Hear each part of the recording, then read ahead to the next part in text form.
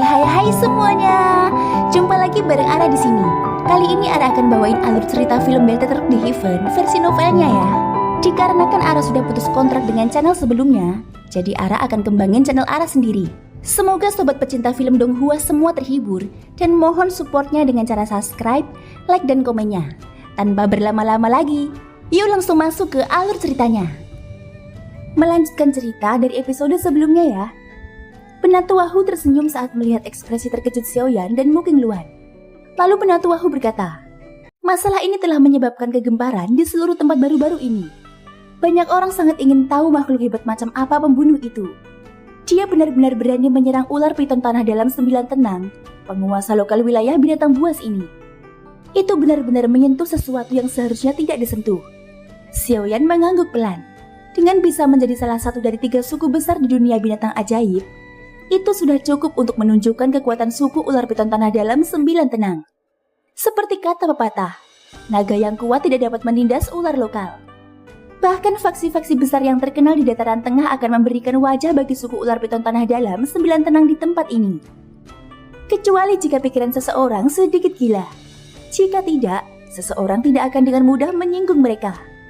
Karena itulah Xiaoyan akan merasa sangat terkejut ketika mendengar bahwa sebenarnya ada seseorang yang mencari masalah dengan ular piton tanah dalam 9 tenang di pegunungan tulang. Mungkin itu hanya beberapa musuh dari masa lalu. Mu Qingluan ragu-ragu sebelum berkomentar. Siapa tahu, jika itu musuh, dia pasti akan membasmi suku ular piton tanah dalam 9 tenang. Namun dari rumor yang telah menyebar selama periode waktu ini, lawan orang itu sepenuhnya adalah para ahli terkuat dalam ular piton tanah dalam 9 tenang.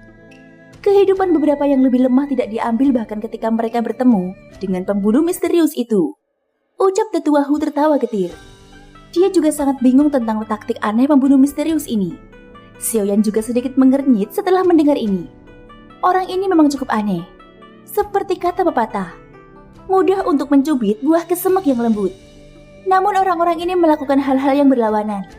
Dia sengaja mencari lawan yang merepotkan. Bukankah ini mencoba membuat keadaan menjadi sulit bagi dirinya sendiri?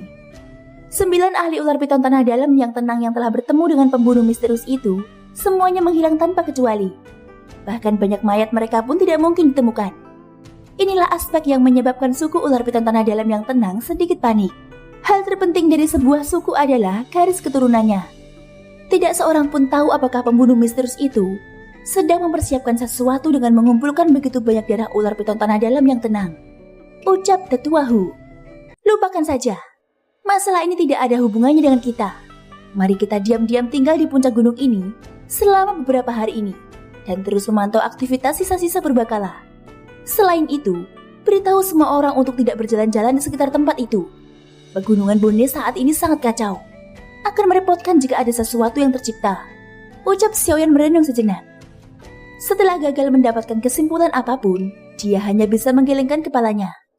Pikirannya teralih dari masalah ini saat dia membuka mulutnya dan berkata, selanjutnya, kita akan menunggu sisa-sisa purbakala itu terbuka. Ucap Xiaoyan. Dipahami. Penatu Wahu buru-buru menjawab dengan suara penuh hormat ketika mendengar ini. Mata Xiaoyan melintasi banyak puncak gunung, memandang ke arah ruang yang agak terdistorsi di tengah-tengah pegunungan dan bergumam pelan. Setelah mengusir orang-orang dari pavilion petir angin, kelompok Xiaoyan kembali mendirikan tenda di puncak gunung ini. Selama beberapa hari berikutnya, para murid dari pavilion bintang jatuh mematuhi perintah Xiaoyan. Tak seorang pun dari mereka meninggalkan puncak gunung. Mereka menghabiskan hari-hari mereka dengan berlatih dan bertanding. Bagaimanapun, ukuran puncak gunung itu cukup besar. Itu cukup untuk kegiatan mereka. Selama penantian yang tenang ini, kelompok Xiaoyan juga dapat menemukan bahwa sejumlah ahli yang berkumpul di pegunungan tulang ini juga meningkat. Pada akhirnya, seluruh pegunungan ini masih ramai bahkan di tengah malam. 3 hari berlalu dalam sekejap mata di tengah penantian seperti ini. Selama 3 hari ini, pavilion petir angin yang disingkirkan dengan cara yang menyedihkan tidak datang dan mencari masalah.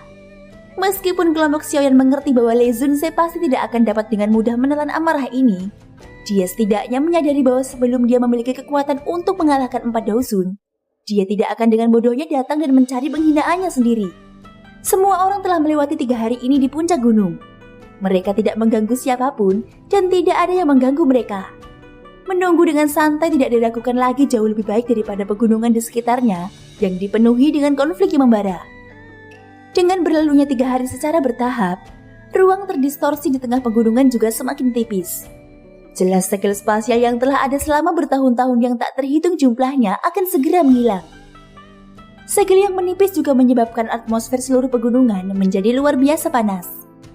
Di bawah daya tarik sisa-sisa purbakala, tampak bahwa semua orang menjadi jauh lebih marah. Bahkan konflik sekecil apapun akan segera meningkat menjadi pertempuran hidup dan mati. Berdasarkan kecepatan perubahan segel akan benar-benar hilang dalam waktu paling lama 2 hari. Pada saat itu sisa-sisa kuno yang telah ada selama bertahun-tahun yang tak terhitung jumlahnya akan sekali lagi terungkap di dunia ini. Malam itu sedingin air, cahaya bulan yang dingin berhamburan dari langit dan menyinari pegunungan yang terang benderang. Xiaoyan duduk di atas sebuah batu besar di tepi puncak gunung. Dari tempat ini, ia secara kebetulan dapat melihat lebih dari separuh jajaran gunung. Ia masih dapat melihat sejumlah sosok manusia dan cahaya obor yang menyala-nyala di kaki gunung. Xiaoyan mengangkat kepalanya dan menatap bulan yang cerah di langit. Pikirannya menjadi sedikit linglung. Sosok yang anggun dan cantik tampak samar-samar muncul di depannya. Tampak seperti peri di bulan. Sun Er, tunggu aku. Setelah aku menyelesaikan masalah tubuh guru, aku akan mulai melakukan perjalanan ke klan Gu. Gumam Xiaoyan tangannya mengepal perlahan. Sebuah tekad melintas di matanya. Terlepas dari seberapa misterius dan kuatnya klan Gu, itu pasti tidak akan menghalangi dia dan Sun Er untuk bersama. Xiaoyan saat ini sudah dapat dianggap sebagai ahli tingkat atas di benua Doqi. Sulit baginya untuk menemukan lawan dari kelompok usia yang sama. Dengan kerja keras dan prestasi ini, ia yakin bahwa ia pasti tidak akan kalah bahkan ketika berhadapan dengan orang-orang muda yang luar biasa dari klan Gu, yang memiliki garis keturunan Dodi. Xiaoyan menghembuskan nafas pelan. Sosok anggun dalam benaknya tiba-tiba berfluktuasi tanpa peringatan apapun. Seketika wajah cantik sedingin es yang mempesona tiba-tiba muncul. Ya, itu Cailin. Senyum pahit yang rumit muncul di wajah Xiaoyan saat wajah yang cantik dan memikat melintas di benaknya. Dia bergumam pelan. Aku ingin tahu, anak di dalam rahimnya, apakah dia sudah lahir? Saat memikirkan hal ini, Xiaoyan merasa seakan-akan tali yang kuat di dalam hatinya telah tersentuh. Tanpa diduga, dirinya yang sekarang akan segera menjadi seorang ayah. Dia bertanya-tanya apakah ayahnya akan menunjukkan kebahagiaannya di dahinya jika dia mengetahui hal ini. Suara angin yang terbelah tiba-tiba bergema di langit malam saat Xiaoyan merasa linglung. Suara ini mungkin samar tetapi masih dapat dirasakan oleh Xiaoyan yang memiliki kesadaran yang sangat tajam. Segera dia menoleh dan melihat sosok hitam menukik turun dari langit malam seperti elang tua. Kedua tangan orang ini disatukan dan sebuah tenda mengeluarkan suara seperti akan pecah. Setelah tenda itu hancur, terlihatlah Xian yang sedang tertidur lelap di dalamnya. Namun persepsi yang dimilikinya cukup kuat. Dia tiba-tiba membelalakan matanya tepat saat tenda itu hancur. Dia merasa terkejut saat melihat bayangan hitam itu menerkamnya. Kemudian, dia segera mundur dengan kaki kecilnya. Siapa kamu? Pencuri! Xiaoyan terkejut. Kemarahan langsung membuncah di matanya. Tangannya menghantam batu besar di bawah tubuhnya. Selain itu, tubuhnya terbang seperti burung besar dan menerkam ke arah bayangan hitam itu. Ketika Xiaoyan mendekat, ia mulai menyadari bahwa bayangan hitam itu jelas-jelas kecil dan rapuh. Bahkan samar-samar terlihat beberapa lekukan yang terbentuk dari pakaiannya. Ia menunjukkan latar belakangnya, topeng seperti hantu yang ganas dikenakan di wajahnya, membuatnya tampak sangat misterius. Cahaya hijau aneh tiba-tiba meletus dari bawah topeng hantu. Cahaya hijau ini menyala dan menyinari wajah Xian yang sedang menarik diri. Xian merasa pandangannya menjadi kabur saat cahaya itu menyinari. Bahkan pikirannya menjadi sedikit linglung. Tiba-tiba Ki Ungu menyeruak di wajahnya, sementara pikiran Xian sedang linglung. Seekor naga ungu sepanjang setengah kaki muncul di permukaan. Seketika naga itu melengkung dan bangkit sambil meraung marah ke langit. Raungan naga itu bangkit dengan agung dan cahaya hijau pun runtuh seketika. Bayangan hitam bertopeng hantu itu langsung tercengang saat melihat naga ungu di wajah Xian. Seketika, terdengar suara tercengang. Bang! 3 tenda di sekitar tempat itu langsung hancur berkeping-keping sementara bayangan hitam itu terkejut. Dokter peri kecil, Yan Husunse, dan Xiao Zhan muncul dengan cepat. Mereka melihat bayangan hitam itu menyerang Xian dengan sesekali pandang. Semua ekspresi mereka langsung berubah sedikit. Jaga Xian! Xiaoyan berteriak dengan suara yang dalam. Tubuhnya bergerak dan dia muncul di depan bayangan hitam itu. Dia mengepalkan tangannya dan api ungu coklat itu menggumpal menjadi tangan besar yang menghantam kepala bayangan hitam itu dengan keras. Sosok bayangan hitam itu buru-buru mundur saat menghadapi serangan ganas Xiaoyan. Cahaya hijau yang tidak biasa bersinar di bawah topeng hantu itu. Sosok itu dengan mudah menerima tangan api yang besar itu. Sosok itu segera bergerak dan dengan cepat bergegas keluar dari puncak gunung. Jelas dia juga menyadari bahwa tidak ada gunanya untuk tinggal lebih lama lagi. "Apakah kamu ingin pergi?" Wajah Xiaoyan langsung muram saat melihat ini. Orang ini terlalu aneh. Terlebih lagi, targetnya jelas-jelas Yan. Jika dia tidak menangkap dan menginterogasinya, pasti akan ada banyak masalah di masa mendatang.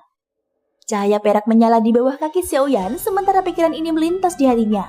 Setelah itu, cahaya itu dengan cepat mengejar orang bayangan hitam itu. Tubuhnya bergerak dan dia muncul di kepala orang itu. Api menyebar di tinjunya saat tinjunya sekali lagi dihancurkan dengan keras. Saat merasakan angin kencang yang bertiup dari atas kepalanya, cahaya hijau di bawah topeng hantu orang berbayang hitam itu kembali menyala. Seketika, bayangan hitam yang kuat tiba-tiba muncul di belakangnya dengan cara yang aneh. Air hitam pekat menutupi kepalan tangan sosok ini saat ia segera melancarkan pukulan keras yang bertabrakan dengan pukulan api Xiaoyan. Bang! Badai yang menakutkan menyebar saat kedua tinju itu bertabrakan. Tubuh Xiaoyan bergetar dan dia mundur beberapa langkah. Sosok manusia yang kuat itu mundur 2 langkah sebelum tubuhnya bergetar dan sekali lagi menghilang dengan cara yang aneh. Pada saat Xiaoyan pulih, orang bayangan hitam itu telah menyerbu ke pegunungan yang luas dan dalam. Dengan perlindungan dari malam, dia menghilang dalam sekejap mata. Xiaoyan melayang di langit malam. Matanya menatap ke arah tempat bayangan hitam itu menghilang. Dia sedikit mengernyit. Orang ini tidak bertukar pukulan langsung dengannya. Oleh karena itu dia tidak dapat menyelidiki kekuatan pihak lain. Namun cahaya hijau yang tidak biasa itu membuatnya merasakan bahaya. Aku ingin tahu dari mana orang ini berasal. Mengapa dia menyerang Xian? Xiaoyan bergumam pelan pada dirinya sendiri. Saat ini, semakin banyak ahli yang tertarik pada sisa-sisa kuno itu. Ada sejumlah ahli tersembunyi yang tidak diketahui jumlahnya di antara mereka. Tampaknya mereka benar-benar perlu berhati-hati selama perjalanan ini. Suara angin yang membelah tiba-tiba muncul saat Xiaoyan sedang berpikir keras. Seketika, beberapa sosok bergegas mendekat. Tubuh mereka berhenti saat mereka lewat. Tatapan tajam mereka menyapu Xiaoyan. Hidung seorang pemuda yang tampak garang berkedut sedikit. Matanya mengandung kilatan tajam saat dia tiba-tiba melihat ke arah Xiaoyan dan berkata, "Ada aura dari orang itu di sini. Apakah kita perlu membawa orang-orang ini kembali untuk diinterogasi?" Mata Xiaoyan mengamati dengan seksama keempat orang yang muncul itu. Semua aura mereka cukup kuat. 3 di antara mereka telah mencapai puncak kelas Douzong. Orang yang memimpin mereka sudah berada di kelas Douzun. Aura gelap dan dingin yang jelas menyelimuti mereka, menyebabkan orang takut meremehkan mereka. Anggota suku ular piton tanah dalam 9 tenang. Xiaoyan menyapukan pandangannya sebelum berhenti sejenak pada pupil vertikal khusus orang-orang ini. Dia menyipitkan matanya sambil bergumam pada dirinya sendiri dalam hatinya. Bau itu telah menyebar ke hutan pegunungan. Kemungkinan besar dia telah bertukar pukulan dengan orang ini. Ucap penatua Hu. Dia bisa merasakan bahwa Xiaoyan juga seorang Douzun elit. Sebaiknya dia tidak menimbulkan masalah lagi saat ini. Oleh karena itu, dia menggelengkan kepalanya dan langsung mengalihkan pandangannya ke hutan pegunungan, di mana tempat bayangan hitam itu menghilang. Dia melambaikan tangannya dan berkata, "Kejar!" Dia memimpin untuk bergerak. Setelah mengucapkan kata-kata itu, tubuhnya berubah menjadi bayangan hitam yang melesat menuju hutan. Anggota suku 9 ular tanah dalam yang tenang sedikit sombong. Xiaoyan mengusir kelompok ini dengan tatapan matanya sambil tertawa dingin dalam hatinya. Jika kekuatannya sedikit lebih lemah dari ini, kemungkinan besar orang-orang ini akan benar-benar memilih untuk membawanya kembali terlebih dahulu sebelum berbicara. Sepertinya orang bayangan hitam tadi adalah seorang misterius yang baru-baru ini membuat suku ular piton tanah dalam 9 tenang menjadi kacau. Namun mengapa dia menyerang Xian? Xiaoyan merenung sejenak sambil menyimpan keraguan ini di dalam hatinya. Setelah itu ia berbalik dan kembali ke puncak gunung. Pada saat ini, semua orang di puncak gunung telah terbangun karena situasi yang tak terduga sebelumnya.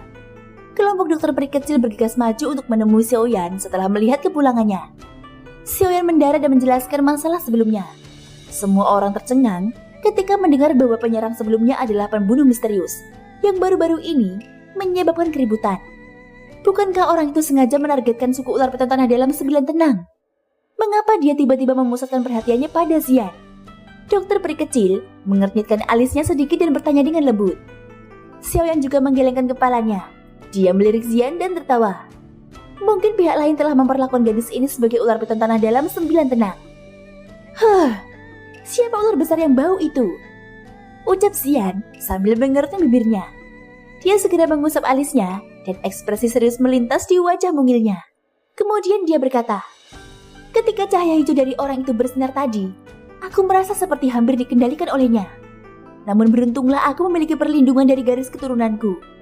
Meskipun aku tidak akan sepenuhnya dikendalikan olehnya, aku masih akan kehilangan kemampuan bertahanku untuk waktu yang singkat. Ucap Xian. Kelompok Xiaoyan jelas terkejut ketika mendengar kata-kata ini. Xian baru saja melakukan kontak dengan orang bayangan hitam tadi. Namun dia sebenarnya hampir dikendalikan oleh pihak lain. Orang ini benar-benar aneh. Dia benar-benar mampu mengendalikan pikiran seseorang. Sejak kapan ahli misterius seperti itu muncul di dataran tengah? Mengapa aku belum pernah mendengar tentang orang seperti itu sebelumnya? Yan Husunse mengerutkan kening dan berkata, sial, aku pasti akan memecahkan kepalanya saat aku yang tua ini bertemu dengannya lagi. Jika sesuatu terjadi pada bibi kecil ini, aku yang tua ini juga akan mendapat masalah. Xiongsen mengumpat. Xiaoyan menunjukkan ekspresi berpikir yang mendalam. Dia bertukar pandang dengan dokter peri kecil dan berkata dengan lembut, Xian harus menghindari perlarian selama periode waktu ini. Dia akan mengikuti kita. Orang itu terlalu aneh. Selain itu, dia memiliki asal-usul yang tidak diketahui. Kita tidak boleh membiarkannya mendapatkan kesempatan apapun. Berdasarkan dugaanku, para ahli dari suku ular piton tanah dalam 9 tenang yang telah menghilang, kemungkinan besar telah dikendalikan olehnya. Ucap Xiaoyan. Apa? Wajah semua orang memucat karena terkejut ketika kata-kata ini terdengar. Ada beberapa ahli kelas Dousun di antara 9 ahli ular piton tanah dalam yang tenang yang telah menghilang. Jika orang itu bahkan mampu mengendalikan Dousun, itu akan sedikit menakutkan. Awalnya aku mampu menghentikannya, namun seorang Dousun elit telah menghentikanku di saat kritis.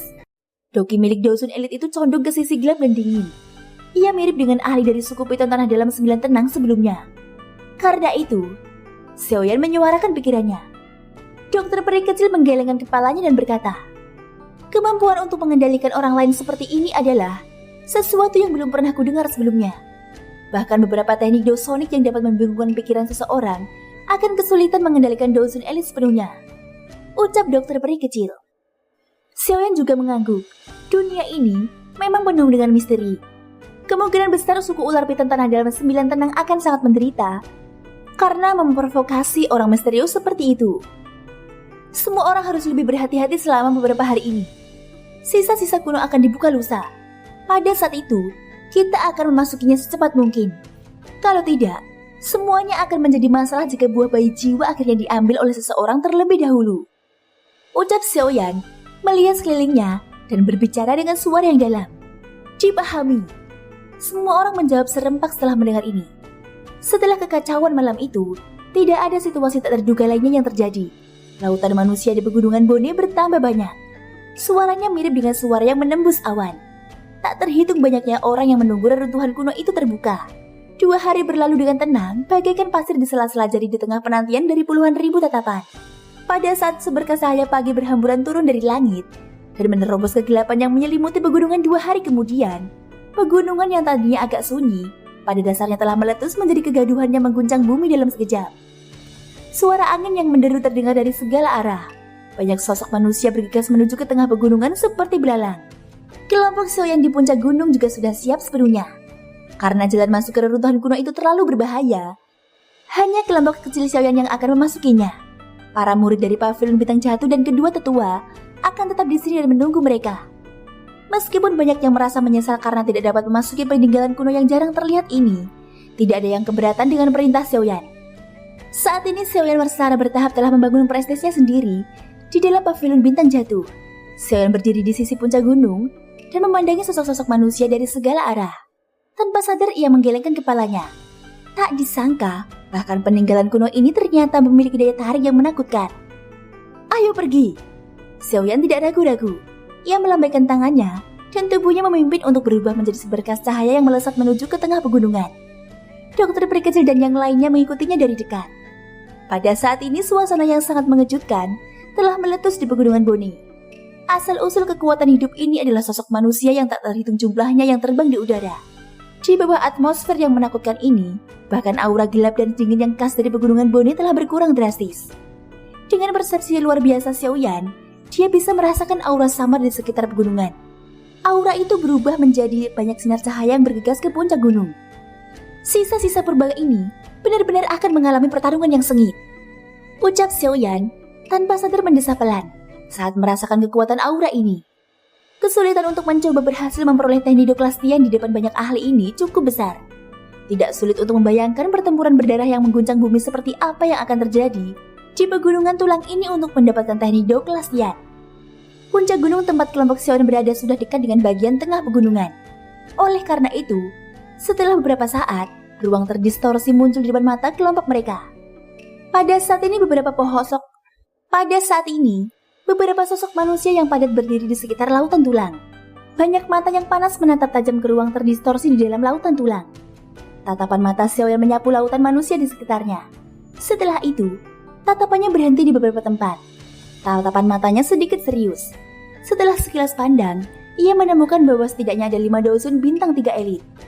Teknik Doklastian memang memiliki daya tarik yang tak terbatas. Bahkan dosun elit pun tidak mampu menahan daya tarik ini. Ucap Xiaoyan sambil mendesah pelan dalam hatinya. Dia juga memiliki keinginan terhadap teknik Doklastian. Namun dia juga mengerti dalam hatinya betapa sulitnya untuk berhasil merebut teknik Doklastian dari tempat seperti ini. Pemiliknya akan menjadi magnet masalah. Bahkan jika seorang dosen elit memperoleh teknik Doklastian, apakah dia dapat berhasil meninggalkan pegunungan tulang ini juga akan menjadi pertanyaan.